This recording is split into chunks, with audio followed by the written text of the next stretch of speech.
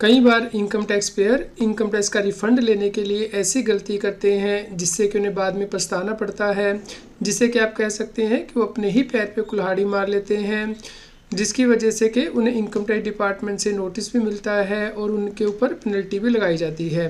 तो इस वीडियो में हम डिस्कस करेंगे ऐसा ही केस जहाँ पे कि टैक्स पेयर गलत तरीके से अपने इनकम टैक्स की रिटर्न फाइल करता है और जिसकी वजह से कि वो मुसीबत में फंस सकता है।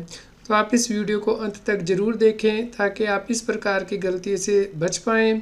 सी S Satbir Singh YouTube channel पे आपका स्वागत है। इनकम टैक्स रिटर्न को फाइल करना दिन ब दिन मुश्किल होता जा रहा है क्योंकि इनकम टैक्स भी बदल रहा है और टेक्नोलॉजी भी चेंज हो रही है। इसलिए आप हमारे यूट्यूब चैनल को सब्सक्राइब कर लें ताकि आपको इनकम टैक्स के रेगुलर अपडेट मिलते रहें। आप हमें व्हाट्सएप चैनल और Telegram channel C S Satbir Singh tax heal पे भी सब्सक्राइब कर लें।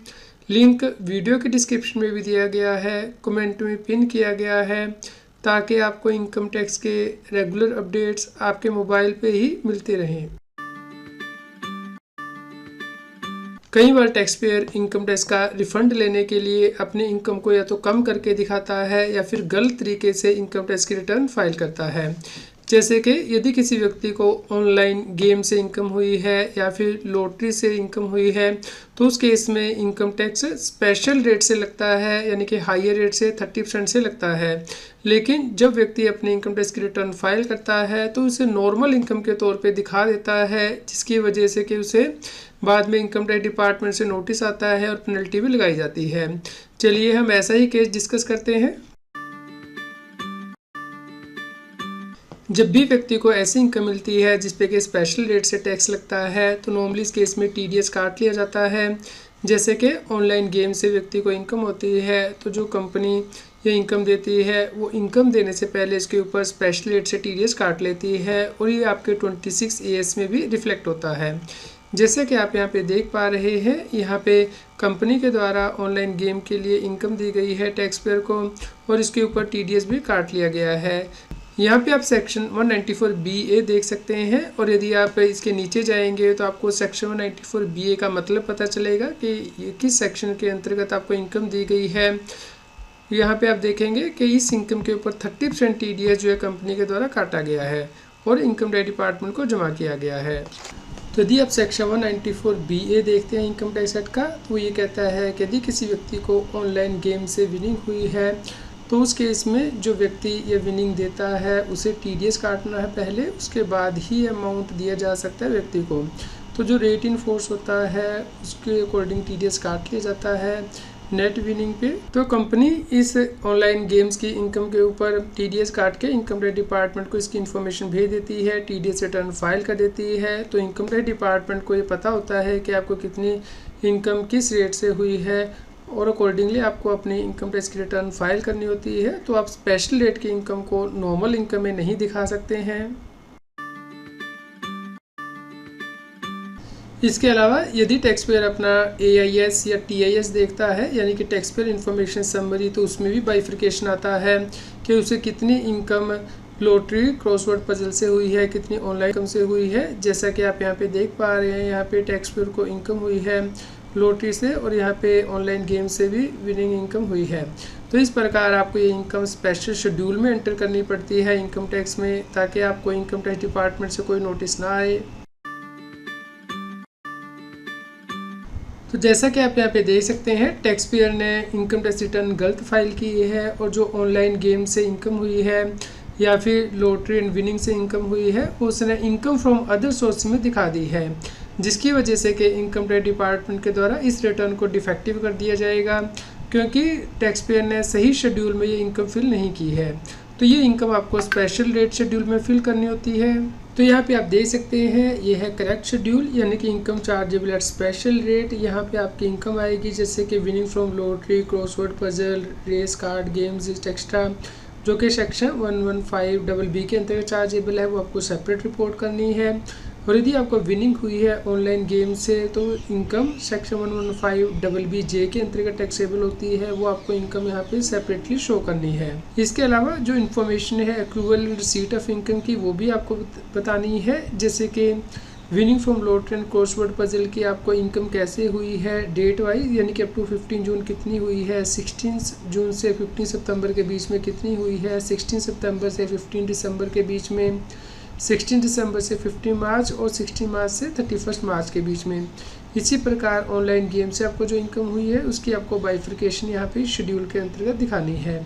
इसका मकसद ये है कि यदि आप एडवांस टैक्स पे करने के लिए लायबल थे और आपने एडवांस टैक्स सही पे नहीं किया है तो उस केस में आपका इंटरेस्ट भी कैलकुलेट किया जाता है, इसलिए इस शेड्यूल को फिल करना भी मैंडेटरी होता है। इसके अलावा जब आप नीचे जाएंगे तो यहाँ पे स्पेशल रेट की इनकम पे स्पेशल रेट से टैक्स लगता है, जैसे कि winning from lottery, crossword puzzle and race के केस में 30% टैक्स है, तो जो आपकी इनकम आएगी उसके ऊपर सीधा 30% टैक्स लगा दिया जाएगा। इसके अलावा विनिंग फ्रॉम ऑनलाइन गेम में आपने जो इनकम दिखाई है उस पर सीधा ही 30% टैक्स लगा दिया जाएगा। तो इस प्रकार से आपको अपनी इनकम टैक्स की रिटर्न फिल करनी है स्पेशल शेड्यूल्स में। यदि कोई व्यक्ति अपनी इनकम टैक्स की रिटर्न सही फाइल नहीं करता है तो उस केस में उसकी रिटर्न को डिफेक्टिव कर दिया जाता है इनकम टैक्स डिपार्टमेंट के द्वारा। जैसे कि व्यक्ति को ऑनलाइन गेम से इनकम हुई है या फिर लॉटरी टेक्सटा से इनकम हुई है तो उस केस में उसे ITR 2 फाइल करना होता है यदि उसकी कोई बिजनेस इनकम नहीं है। यदि वो इस केस में ITR 1 फाइल करता है तो उस केस में रिटर्न को डिफेक्टिव कर दिया जाता है। जैसा कि आप यहाँ पे देख पा रहे हैं, यहाँ टैक्स पेयर ने ITR 1 फाइल कर दी थी जबकि उसकी ऑनलाइन गेम से इनकम थी जो कि उसे स्पेशल शेड्यूल में दिखानी थी। तो यहाँ पे इनकम टैक्स डिपार्टमेंट के द्वारा डिफेक्टिव कर दी गई है रिटर्न और टैक्स पेयर को कहा गया है कि वो अपनी इनकम टैक्स की रिटर्न को करेक्ट करे, क्योंकि इनकम टैक्स डिपार्टमेंट के पास ये इन्फॉर्मेशन है कि 26 AS में जो TDS है वो डिफरेंट सेक्शन के अंतर्गत कटा है, जबकि टैक्स पेयर ने उसके अकॉर्डिंग अपनी इनकम टैक्स की रिटर्न फाइल नहीं की है। इसलिए आपको ये इंश्योर करना है कि यदि आपकी स्पेशल रेट की इनकम है तो आपको उसे करेक्ट शेड्यूल में दिखाना है इनकम टैक्स रिटर्न में, ताकि आपकी इनकम टैक्स की रिटर्न डिफेक्टिव ना हो या इनवैलिड ना हो। यहाँ पे आपको ध्यान रखना है कि यदि आपकी स्पेशल रेट की इनकम है जैसे कि ऑनलाइन गेम से या फिर विनिंग फ्रॉम लॉटरी से, तो उस केस में आप रिबेट भी ले सकते हैं सेक्शन 87A के अंतर्गत। यानी कि यदि आपकी टोटल इनकम 5 लाख रुपए तक रहती है और आप ओल्ड टैक्स रजीम को ऑप्ट करते हैं तो 12,500 तक की मैक्सिमम आपको रिबेट मिलती है ओल्ड रजीम में।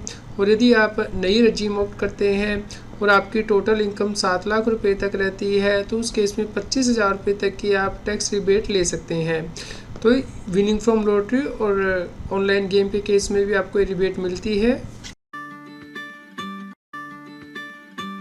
तो यदि आपकी स्पेशल रेट की इनकम है जैसे कि आपने इक्विटी शेयर सेल किए हैं या म्यूचुअल फंड सेल किए हैं या फिर विनिंग फ्रॉम लॉटरी या फिर ऑनलाइन गेम से इनकम है, तो आपको अपनी इनकम टैक्स की रिटर्न में सही शेड्यूल में इसे दिखाना है। स्पेशल रेट की इनकम को स्पेशल रेट के अकॉर्डिंग टैक्सेबल करना है, नहीं तो आपकी रिटर्न डिफेक्टिव की जा सकती है, इनवैलिड की जा सकती है या फिर इनकम टैक्स ऑफिसर के द्वारा पेनल्टी लगाई जा सकती है मिस रिपोर्टिंग के लिए और अंडर रिपोर्टिंग ऑफ इनकम के लिए।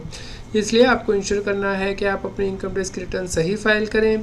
यदि आपका कोई क्वेश्चन हो तो आप हमें वीडियो के नीचे कमेंट करके ज़रूर बताएं। आपको इस वीडियो से नया क्या सीखने को मिला इसके बारे में भी हमें कमेंट करके बताएं। कृपया लाइक करें और शेयर करें ताकि सभी लोगों तक ये जानकारी पहुंच पाए और वो इनकम टैक्स की कॉम्प्लायंस कर पाएँ। आपको असेसमेंट ईयर 24-25 की ITR कैसे फाइल करनी है, इसके लिए CS Satbir Singh YouTube channel पे प्लेलिस्ट में जाके आप प्लेलिस्ट दे सकते हैं ITR फाइलिंग से रिलेटेड, जिसपे कि हमने 50+ वीडियो कवर की हैं ITR फाइलिंग से रिलेटेड।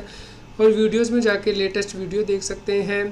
तो आप इन सभी वीडियोस को देखिए, लाइक कीजिए, शेयर कीजिए ताकि सभी लोगों तक ये जानकारी पहुँच पाए और वो इनकम टैक्स की कॉम्प्लायंस कर पाएँ। रेगुलर टैक्स अपडेट के लिए इस चैनल को सब्सक्राइब करें। आप हमें Telegram app CS Satbir Singh टैक्सील पर ज्वाइन कर सकते हैं ताकि आप GST और इनकम टैक्स के रेगुलर अपडेट अपने मोबाइल पर ही प्राप्त कर सकें।